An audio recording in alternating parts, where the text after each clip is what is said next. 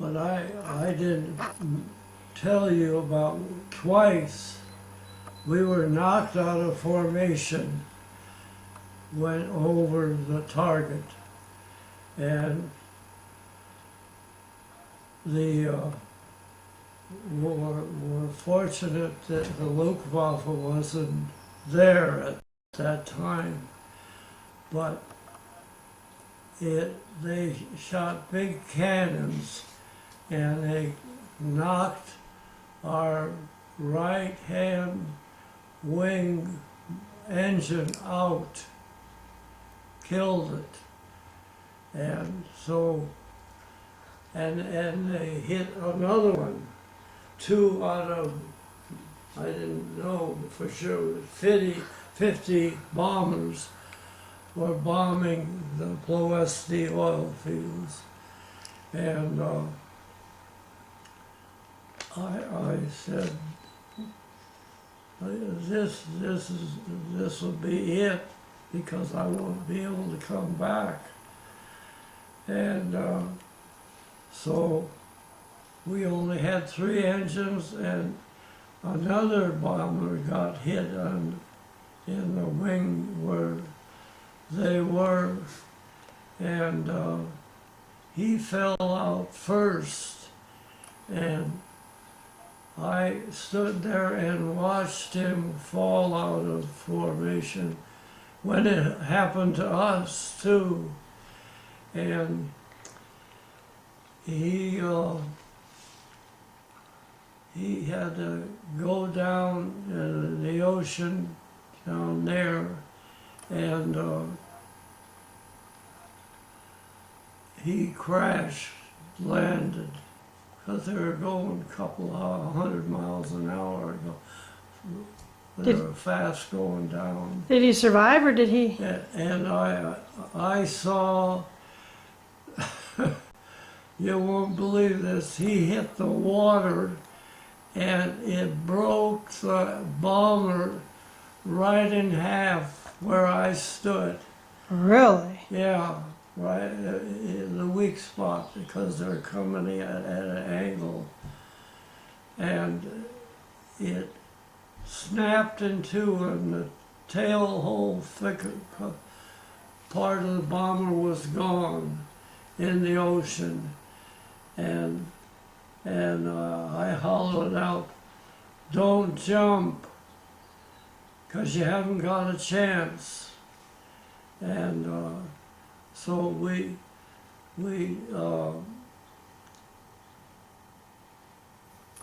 they saw what I saw, because we had a big trap door for the tail gunner and the 2 right gunners, and the nose and the turret on the bottom. And I told Davis, "Come up here. You won't have time to do anything if you don't do it now." And they all heard me, and they came up there, and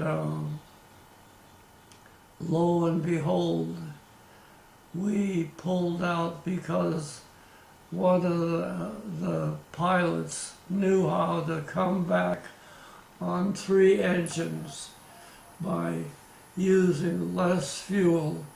So we got to get back into Italy, where we were based.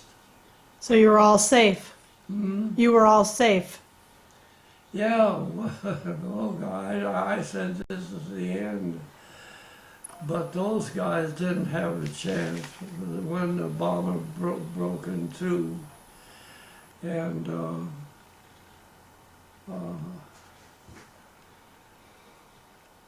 let's see,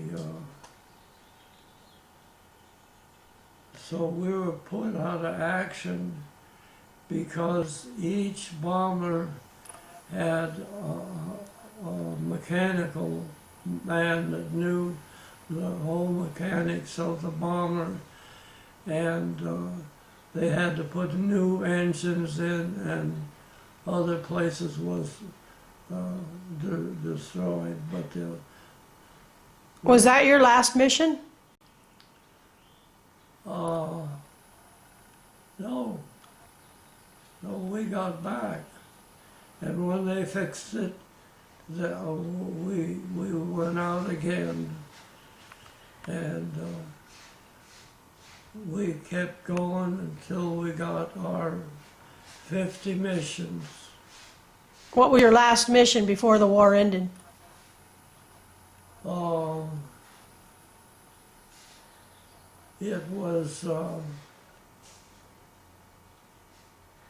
It was the railroad tracks that came out of Ploacity. Why, the Germans had a railroad track where they got the fuel up to Germany.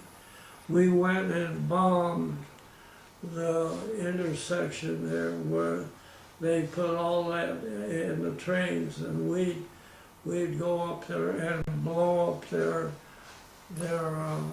train locations. And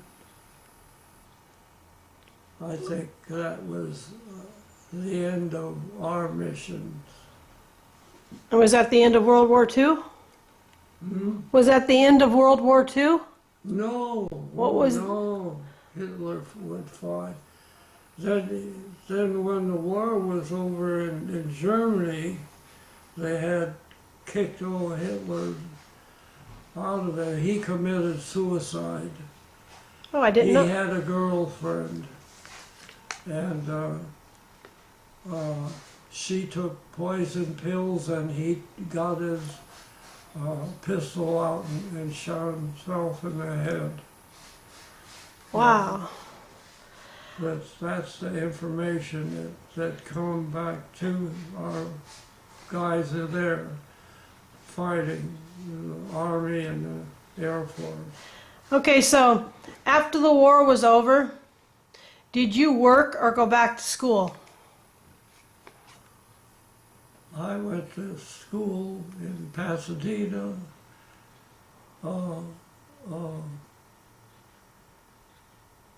college, and lo and behold, two guys in there were in the Air Force, and Harry Slater was one of them, and Dick Nine was another of one of them, and Harry, he was in the B-29s that bombed Japan, whatever part. They had quite a few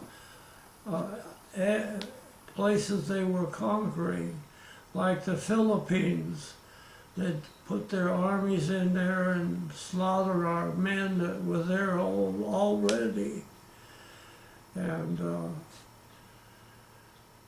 etc. But when I got back and they started me all over to be trained in the B-29s, and What'd you do? we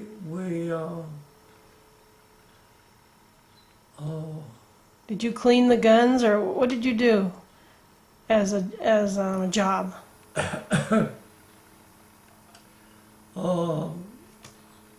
well, when the war was over in Europe, why, I got to go home, And then when you got a job, when you came back, remember how you said you were cleaning, you got to clean all the guns? What did you do during when you got out of the service as a job?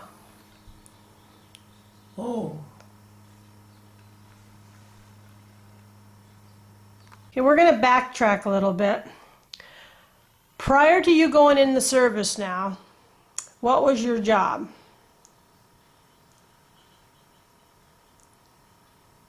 what was my job after I got Before out? you went in the service, Before. what did you do? I was working on the B-17 bombers, doing the riveting.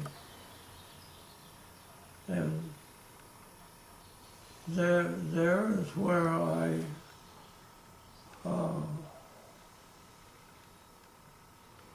that's where one day I was 18 years old, and I had a neighbor. He says, "Hey Stan, I didn't even have a driver's license.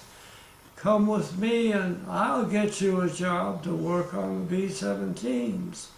That's how I got to be pulled out when they lined all these guys up that were being drafted for the Army. And so they had about 10 of us that knew something about airplanes.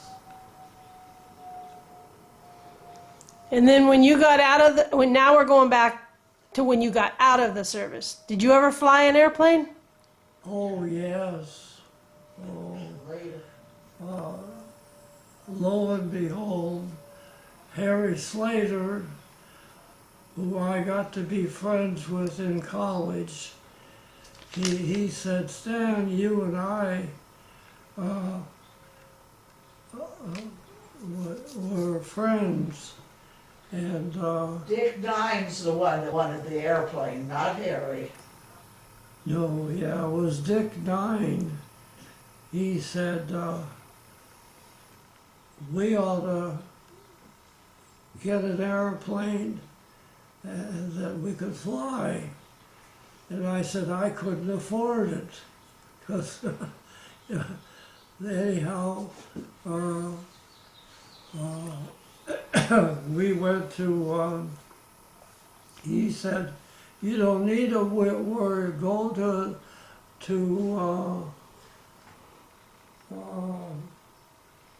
what's the name of that city?" The government would pay for your learning to fly. Yeah, they had 5 men that they hired that had killed 5 or more German airplanes, and so he said, "Go there and the government will pay your thing to learn to fly." And so right then and there is when I started flying my own airplane. Dick Knight and I got all set up, and we bought an airplane and brought it back to his place. And we had it all fixed up so we could fly it. Well, that was good. Okay. What did you, let's see now. Where did you go? What did you go on to do as a career after the war?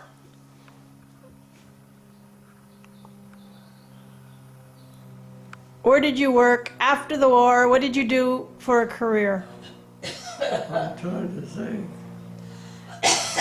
You studied electricity and went to Edison. Oh yeah. Well, That didn't last. at that time, they were Edison was. They just discovered how to make electricity, so the whole country had to be transferred from 50 cycle to 60 cycle, and you had to go from house to house. But the worst part of the house to house, each man had a ladder. He had to put that ladder down and climb up, where the the meter was, and put in the 60 meter. And but the worst thing was getting to the meter, and it was a dog in the backyard that would be attacking you, and I'd have to fight off the big dogs in each backyard. Really? I said, "What a life this is." Okay. Yeah.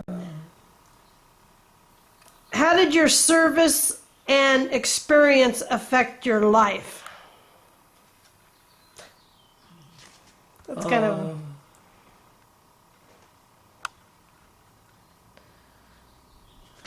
Affect my life. Probably, had you got it turned off? Missing the main, my father, he was in World War One, and he was in World War Two. My dad, and here I am, 18, 19, 20, 20-something years old, and he went and bought a airplane that would hold 3 people, and that's where my life changed and his life changed. But my father, he knew the Edison company, and he what did he do? Did your father fly too? Oh yeah, he went and bought that airplane I have a picture of that had 3 wheels to land with and take off with. And it cost $1,950 for the airplane. Wow. Yeah. And what else were you going to tell me about your father with the Morse code? Oh, he was in World War One because he knew the code. And that's what we had on every airplane, was a guy that knew the code, The Morse code? the Morse code. And it was Chat. He was Indian. Because he was an Indian and learned the Morse code and used our radio in each plane, we were able to get guided where to go. Yeah. Okay, Stan, is there anything else you would like to add that we may have not covered in this interview? Is there anything that you might want to add that we didn't talk about? Or do you think that's the end? Well,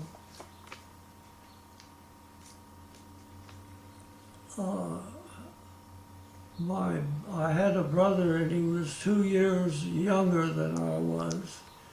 He was a bigger man than I was, and Howard was his name, and they drafted him and took him to Texas, I think he said, and they trained him in the Army, and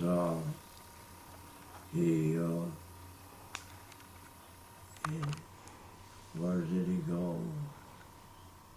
Southern France. He went to southern France to fight the Germans, and it was where the forests were part of Germany, and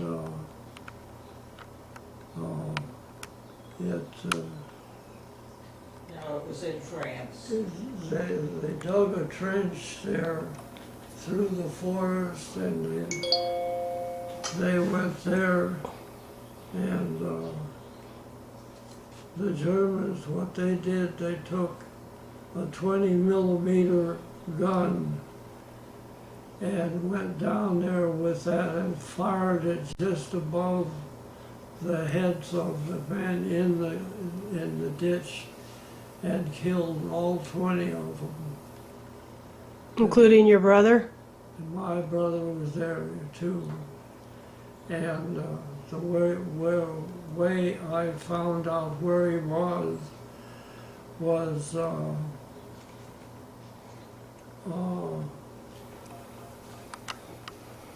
who told me where?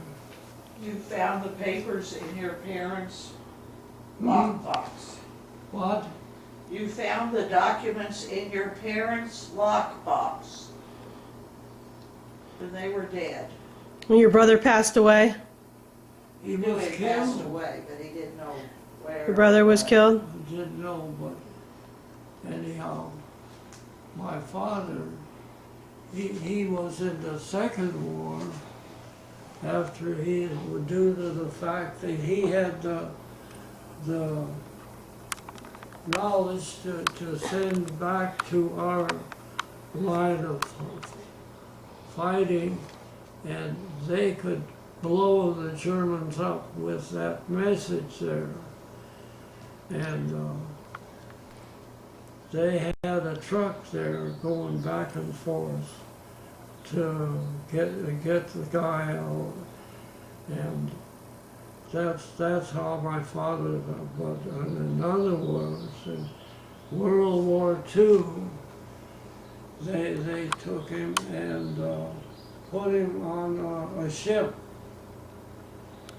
and he knew the Morse code, and he could make it work to guide the guns with the Morse code and blow the Japanese ships right out of the water. And it did do that. He developed a, what do they call it? Sonar. Huh? Sonar. What? Sonar. Sonar. Sonar? Yeah. Sonar, I guess it was. He knew how to take tubes in and focus it with sonar and blow the Japanese naval ships out of the water. Okay, Stan, well, you gave us a lot of information, and okay, Stan, I want to thank you for sharing your recollections, and I want to thank you for your service. Yeah, but I'd like to tell you something else. What would you like to tell me? The friend I found in Pasadena College, he was in B-29s, and he was the tail gunner. And what happened to Harry was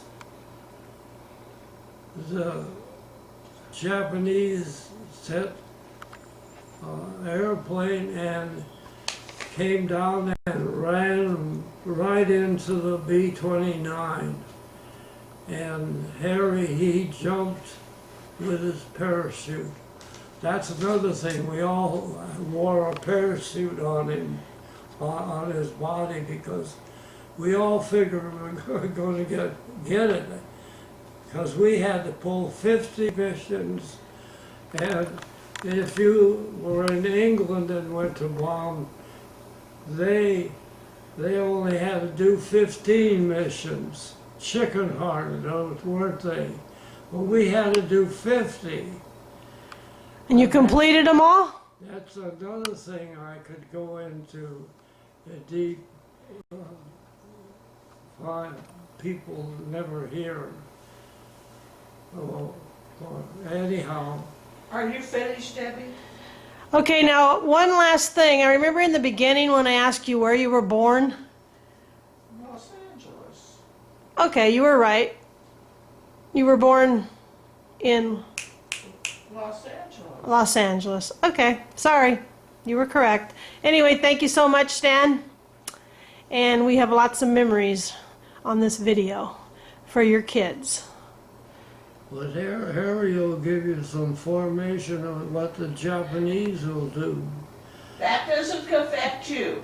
Okay, thank you very much. One last thing now, Stan.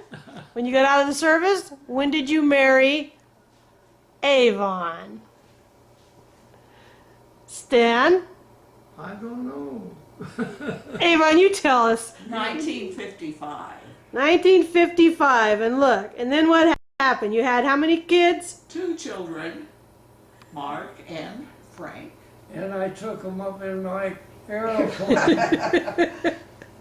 the kids were chicken. They would never, they were frightened when they were in the air. So that's what I get for taking them in the airplane. How many years have you and Avon been married? 60. Oh my gosh. She had to pick up us where I left off. Was it love at first sight? No. You were one lucky man, aren't you, Stan? Yeah, she's the secretary. Now, after you had your 2 kids, you also had daughter-in-laws and grandkids, right? Right. Yeah. So, You were very happy. What are your grandkids' names?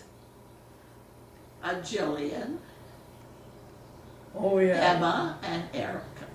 Okay, and your daughter-in-laws? Karen and Millie. Okay, sounds like you have one nice, happy family. Many more years of happiness to you both. Bye!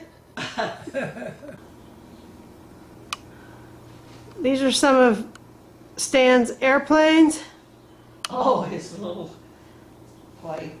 and his eagle. Well, let's take a picture of his eagle way up there. And the B-24 that he flew in, right, Stan? He's got a picture of his plane, but it's out in the garage. There's the B-24 right there. Yeah. This is the picture of the plane that Stan flew in. Stan's going to show us the picture that he flew in. There it is right there. Oh, that's the plane you flew in. Okay. And what's that plane up there? What? That's the B-24. Okay. There's another one. These are just some pictures, but this is the actual plane he flew in. This is an actual plane here. See, here's a, see that guy there we painted on? It's number 68. Right there is where I was